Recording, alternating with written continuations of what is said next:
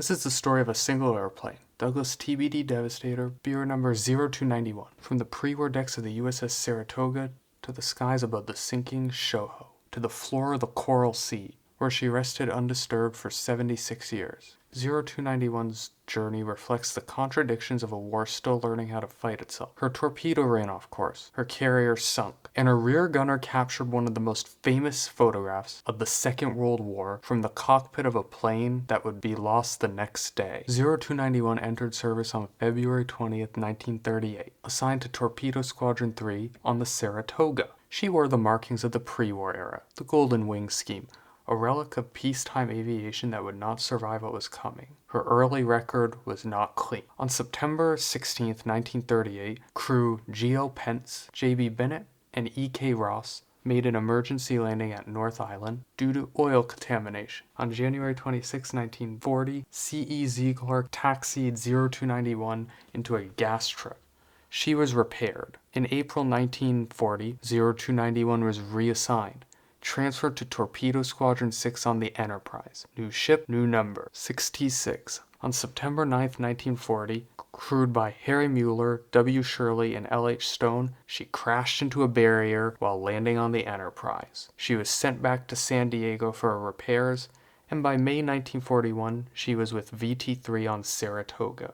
Then on October 21, 1941, she was transferred to Torpedo Squadron 2 on the Lexington. She became 2T-11. She would never leave Lexington. On December 7, 1941, the Japanese attacked Pearl Harbor. Lexington was at sea during the attack. On March 10, 1942, 0291 flew her first combat mission, crewed by Norman Sturry, Gilbert Devaney, and Anthony Santillana. Lexington and Yorktown had positioned to strike the Japanese forces at Lae Salamoa on the north coast of New Guinea, launching their aircraft over the Owen Stanley mountain range, catching the Japanese completely by surprise. 0291 and her crew returned from the mission intact. 6 weeks later, Lexington sailed to join Yorktown for what would become the Coral Sea Battle. It would be the first naval engagement in history where neither ships saw each other. The battle would be decided in the air. 0291 was ready. On May 7, 1942, 0291, crewed by Johnny Mattis, Leroy Bartels, and Franklin Krieger, flew south toward a contact report that turned the Coral Sea into a hunting ground. The target was the light carrier Shoho. The mission was the first carrier versus carrier strike in history. 0291 pressed through anti-aircraft fire that filled the skies above the carrier. Mattis lined the approach. The Mark 13 torpedo ran off target. The Shoho did not wait for a second chance. Struck by bombs and torpedoes from both Lexington and Yorktown's air group, she was already sinking when Bartels raised the camera. From the middle seat of 0291, he captured the image which would define the battle, the Shoho swallowed by her own smoke. One of the most famous photographs of the Second World War taken from the cockpit of a TBD that had just missed its target. 0291's record does not end here. The aircraft that carried the camera returned to the Lexington. What happened next is the reason this aircraft matters. Subscribe to the Ace Archive.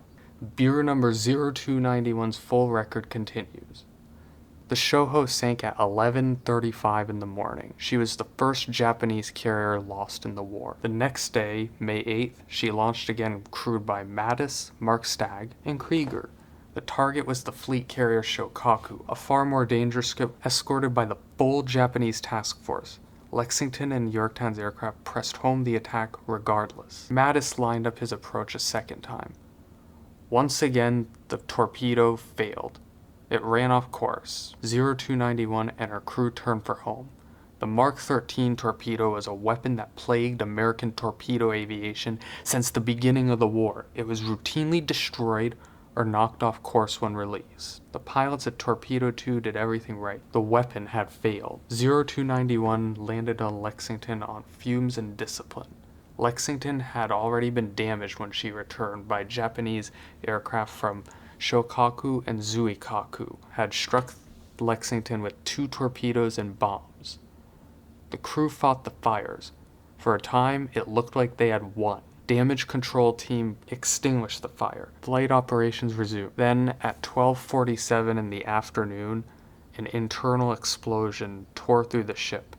The aviation vapors, which had been accumulating in the ventilation system, found an ignition source. A second explosion followed, then a third. The fires went into areas damage control could not reach. At 17:07, abandoned ship was given. The crew went over the side. The wounded were lowered first. Destroyers moved in close to rescue. By the time the last man was clear, 216 of her crew had died. More than 2,700 survived. As Lexington listed, after the last man cleared the deck, 0291 drifted from her position and slipped over the side. She entered the Coral Sea 1 nautical mile away from the Lexington. For 3/4 of a century, 0291 remained undisturbed. Coral Sea is deep.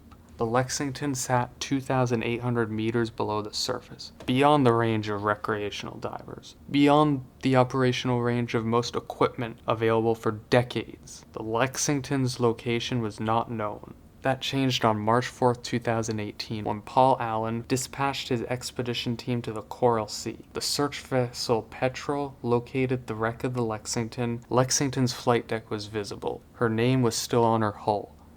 Aircraft that had slipped from her deck on May 8, 1942, were scattered across the ocean floor nearby. Approximately 1 nautical mile away, they found 0291.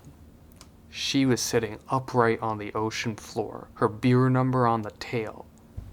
76 years beneath the Coral Sea had not taken her markings from her. The aircraft that had taxied into a gas truck at North Island in 1940, crashed into a barrier on Enterprise's flight deck that fall, survived 3 combat missions, and silently slipped over the side of a sinking carrier was still recognizable. Today, projects like the Lexington Aircraft Recovery Project want to study, document, and recover aircraft like TBD 0291.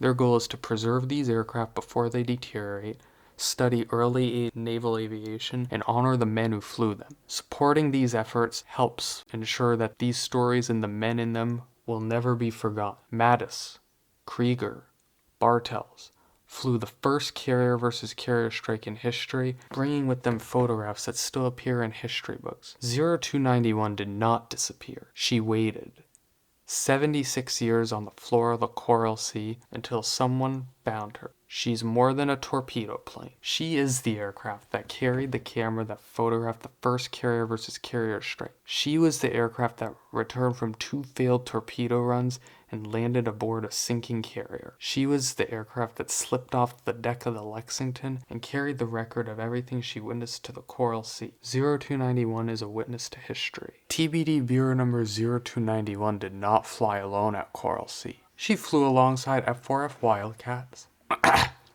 She flew alongside F4F Wildcats assigned to protect the fleet, such as Bureau number 3986. That aircraft's record is next in the archive. And if you're looking for what came 1 month later, SBD Bureau number 2111 from Pearl Harbor and Midway is here.